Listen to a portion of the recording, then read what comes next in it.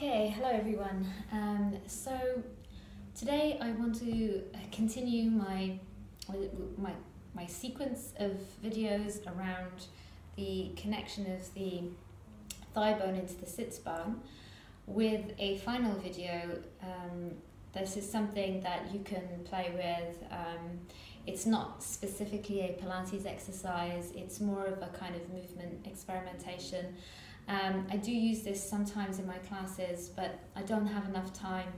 If I have somebody who's grips a lot in their hip flexors, I'll stick them up against the wall.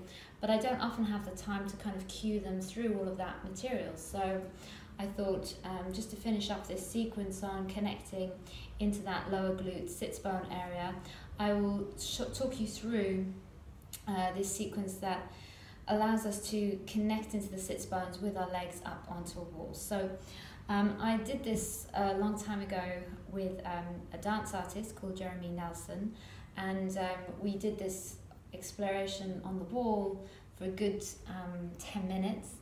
And then we got up and did a dance sequence afterwards, and the difference that I felt in that anchoring of the pelvis, it just really was pretty amazing. So I'm going to talk you through this. You may not have such a huge kind of awakening from it, but you know, if it's helpful, then I would certainly think it might be a good way to kind of incorporate loaded flexion if you do tend to tighten up in your hip flexors. Okay, so you do need a real wall. I think this is a solid wall, hopefully, but don't worry too much. And you're going to lie down, and obviously clean feet. So you don't want to make the wall dirty unless it's yours. And I wouldn't be too close to the wall, so I'd say comfortably a little bit more than 1 foot. And so that the feet can rest onto the wall, I'm going to lie myself back down here. And if you're too far away from the wall, you'll feel that it's actually a little bit grippy in the hip flexors. So you may need to shift around and just find a comfortable position.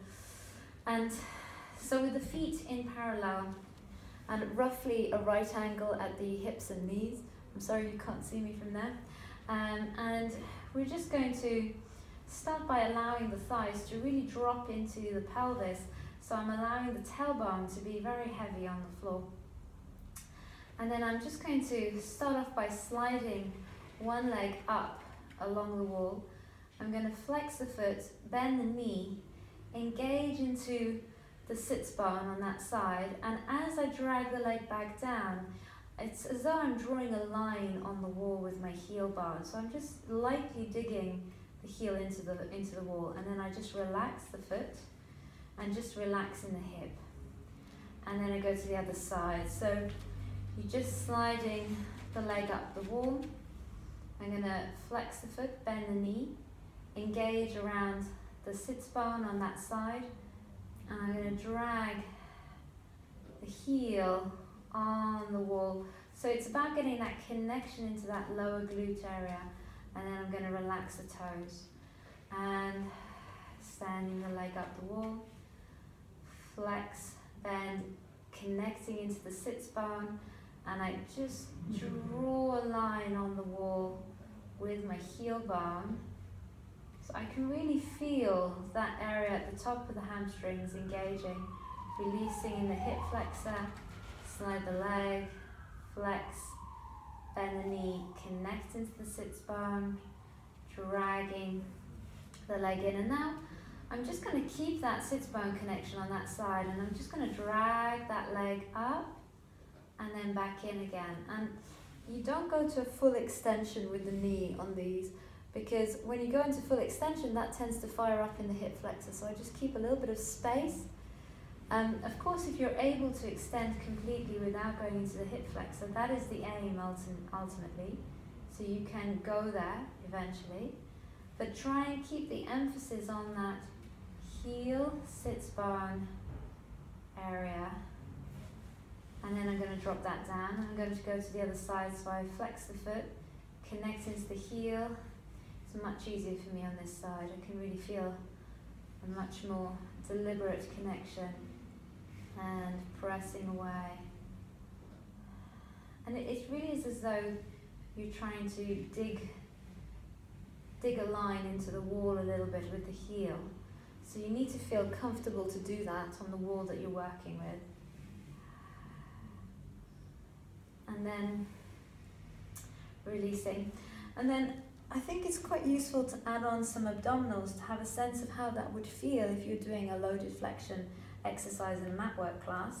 So I'm just going to interlace my fingers and place the hands behind the head and bring the elbows forwards and just allow the upper back to curl. So I'm just supporting my head, try not to pull on the neck, and then just connecting into that heel sits bone line as I send one leg away and drag it back in, and heel sits bone. And it's such a nice feeling to have that dropping of the thigh bone into the hip. And I quite like this position, just it's quite safe.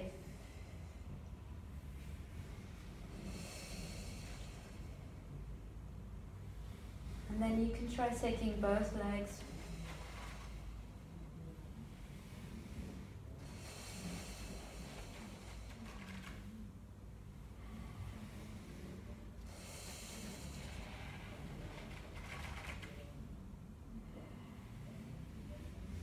And then resting.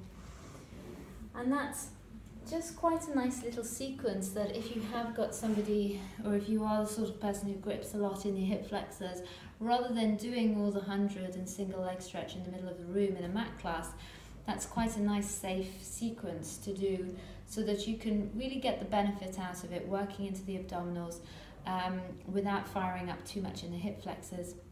And now it's quite handy to come up to standing after that. Oops, I'm going to find a place where you can actually see me. And just, well, if you can, just walk around the room. And I always really feel my heels after doing that. It's quite a nice sensation. And just taking a few knee bends. I'll go side onto the wall so you can see. So the knees bend and just connecting heel sits bone. And the amazing thing is that I feel like I've really connected into my center, even though that hasn't been the intention. The intention has just been to get the connection into the backs of the legs. And yeah, and that's it. So have a go with that and let me know how you get on. Okay.